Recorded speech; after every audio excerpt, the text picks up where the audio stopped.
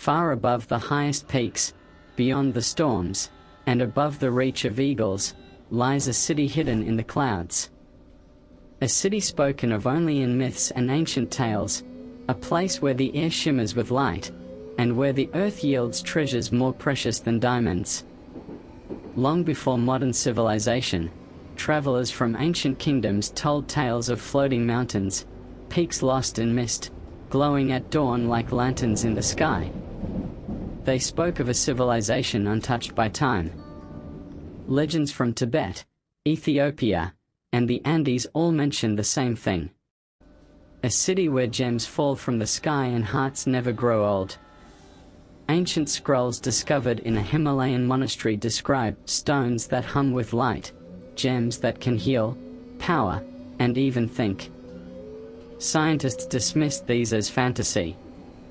Until one day, a satellite captured something extraordinary. In 2028, a researcher analyzing atmospheric data found a cluster of energy readings, hovering miles above the Earth's surface. Not a storm. Not lightning. Something else. A city, in the clouds? A team of explorers, pilots, geologists, and mystics sets out from Nepal. Their goal, to find the source of those readings.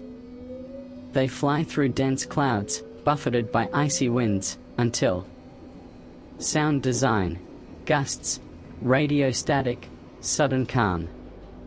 The storm breaks. And before then, illuminated by sunlight, are floating cliffs of crystal and silver.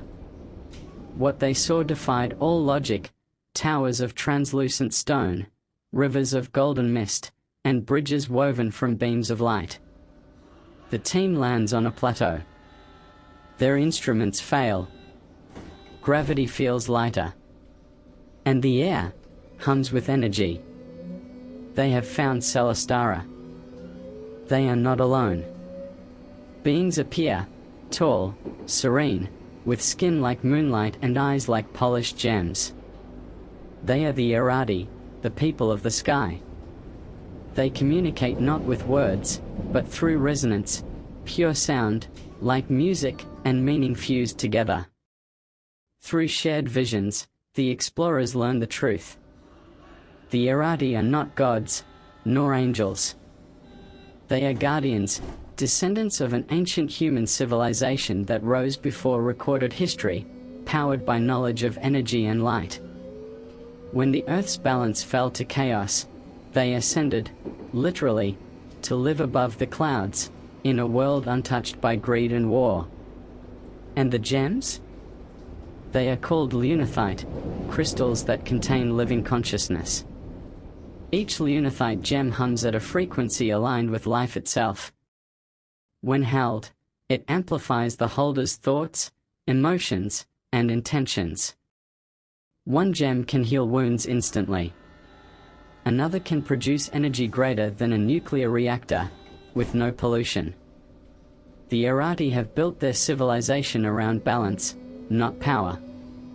For them, a gem's worth lies not in its brilliance, but in the harmony it brings. On Earth, a diamond is prized for rarity. In Celestara, purity of purpose is the true measure of value. But among the explorers, greed begins to whisper. One member, a financier named Marcus Kane, steals a lunathite shard, hoping to bring it back to Earth. When he hides it in his pack, the city itself reacts. The light dims. The wind turns cold. Those who take without harmony shall fall.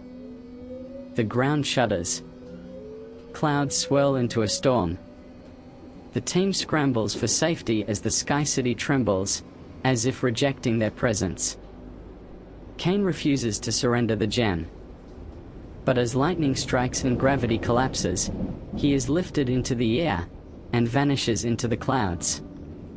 The remaining explorers, shaken, return the stolen crystal. The storm stops. The Errati forgive them, and gift them each a small fragment of light, a memory, to carry home. But they warn, if mankind is to rise again, it must learn the balance between desire and wisdom. The explorers descend through mist. When they land, their instruments reboot. No city is visible. Only endless clouds above. No one believes their story. Until a fragment of lunethite begins to hum in their lab, responding to heartbeats nearby. The gem is real. The city exists. But it reveals itself only to those who seek knowledge, not wealth. Perhaps the city above the clouds is not just a place, but a lesson. A reminder that humanity's greatest treasures lie not in what we mine from the earth, but what we awaken within ourselves. And maybe, one day, when we are ready, the clouds will part once more, and Celestara will return.